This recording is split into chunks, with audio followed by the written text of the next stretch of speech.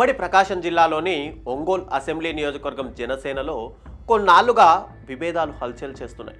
సంస్థాగతంగా పార్టీలో ఉన్న నాయకులు కొందరు వైసీపీ నుంచి జనసేనలోకి వచ్చినటువంటి సీనియర్ నాయకుడు బాలినేని శ్రీనివాసరెడ్డితో విభేదిస్తున్నారు. ముఖ్యంగా జనసేన కీలక నాయకులుగా ఉన్నటువంటి రియాజ్, ఇమ్మడి కాశీనాథ్లు బాలినేనిని తీవ్రంగా వ్యతిరేకిస్తున్నారు. వైసీపీలో ఉండగా తమను ఇబ్బందులకు గురి చేశారని, ఆయనను పార్టీలోకి ఎలా చేర్చుకున్నారంటూ గత కొన్నాళ్లుగా ప్రశ్నిస్తున్నారు. బహిరంగ వేదికలపై కూడా కామెంట్లు చేస్తున్నారు. ఈ విషయం పార్టీ అధిష్టానం దృష్టికి రాగా మంత్రి, జనసేన రాజకీయ వ్యవహారాల ఇన్ఛార్జ్ అయినటువంటి నాదెండ్ల మనోహర్ 2-3 సార్లు సర్ది చెప్పారు కూడా. అయినప్పటికీ వాళ్ళు వెనక్కి తగ్గలేదు. బాలినేని వంటి వారి వల్ల ప్రయోజనం లేదని, ఆయన పార్టీలో ఒక కోవట్ వంటి వారని కూడా తీవ్ర విమర్శలు చేశారు. ఆయనను పార్టీ నుంచి బయటకు పంపించాలని గతంలో జిల్లా ఇన్ఛార్జిగా ఉన్నటువంటి రియాజ్ డిమాండ్ చేశారు. ఇక కాశీనాథ్ కూడా బాలినేని వ్యవహార శైలిని తప్పుపడుతూ వచ్చారు. ఆయన కారణంగా జనసేన నాయకుల మధ్య సఖ్యత లేకుండా పోయిందని చెప్పి వాళ్ళిద్దరూ చెబుతూ వచ్చారు. అయితే ఉమ్మడి ప్రకాశం జిల్లాలో జనసేన నాయకులు ఎక్కువ మంది బాలినేనిని తప్పుపట్టడంతో పాటు ఆయన్ను పార్టీ కార్యక్రమాలకు కూడా దూరంగా ఉంచారు.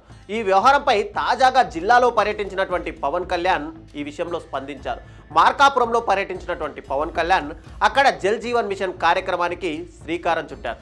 అనంతరం ఆయన పార్టీ నాయకులతో మాట్లాడుతూ అందరూ కలిసిమెలిసి ఉండాలని చెప్పారు. బాలినేని తనకు ఆత్మీయుడని, గతంలో మనతోనే ఉన్నారని చెప్పుకొచ్చారు. వైసీపీ మంత్రిగా ఉన్నప్పుడు కూడా జనసేన విషయాల్లో ఆయన పాజిటివ్గా వ్యవహరించారని చెప్పారు. చిన్న చిన్న విభేదాలు ఉంటే కనుక సరిచేసుకోవాలని, బాలినేనికి మంచి ఫ్యూచర్ ఉందని, ఆయన వల్ల పార్టీ మరింత బలపడుతుందని కూడా చెప్పుకొచ్చారు. ఎలాంటి విభేదాలు రాకుండా అందరూ కలిసిమెలిసి పనిచేయాలని చెప్పారు. ఇటీవలే జనసేన జిల్లా అధ్యక్షుడు రియాజ్కు livestock development board corporation chairman పదవి దక్కగా ఇక జిల్లా జనసేనకు కొత్త బాస్ను నియమిస్తారని చెప్పి ఇక్కడ ఒక టాక్ నడుస్తుంది. దాంతో బాలినేని శ్రీనివాసరెడ్డికే అధ్యక్ష పదవి వస్తుందని ఆయన వర్గం ధీమాగా ఉందట. అలా ఇస్తే పార్టీలో వర్గపోరు వస్తుందని చెప్పి హైకమాండ్ ఆలోచిస్తున్నట్టు మరోవైపు తెలుస్తుంది.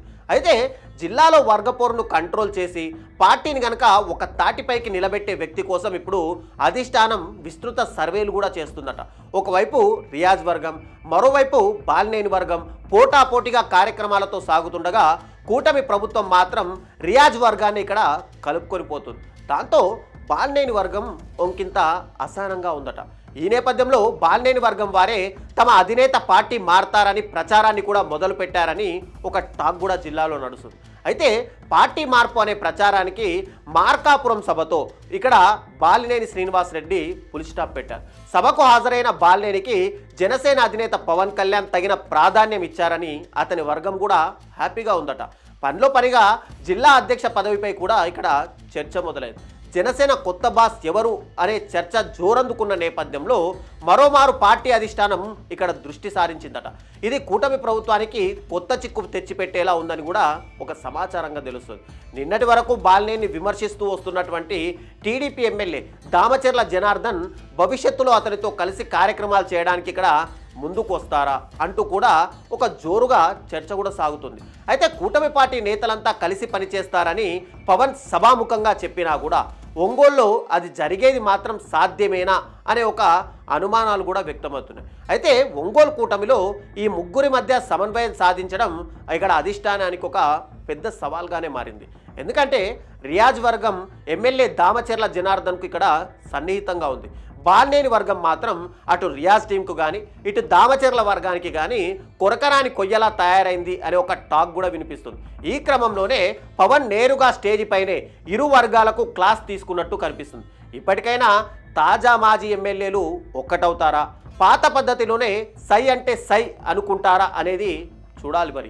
అయితే ఎమ్మెల్యే దామచర్ల జనార్దన్, మాజీ మంత్రి బాలినేని శ్రీనివాసరెడ్డి కలిసి కార్యక్రమాలు నిర్వహిస్తే ఇక్కడ చూడాలని ఒంగోలు ప్రజలు ఆశలు నెరవేరే అవకాశం ఉందా అంటే ఇక్కడ భిన్నమైన అభిప్రాయాలే వినిపిస్తున్నాయి. ఏమో, గుర్రం ఎగరావచ్చు, రాజకీయాల్లో ఏదైనా జరగవచ్చు.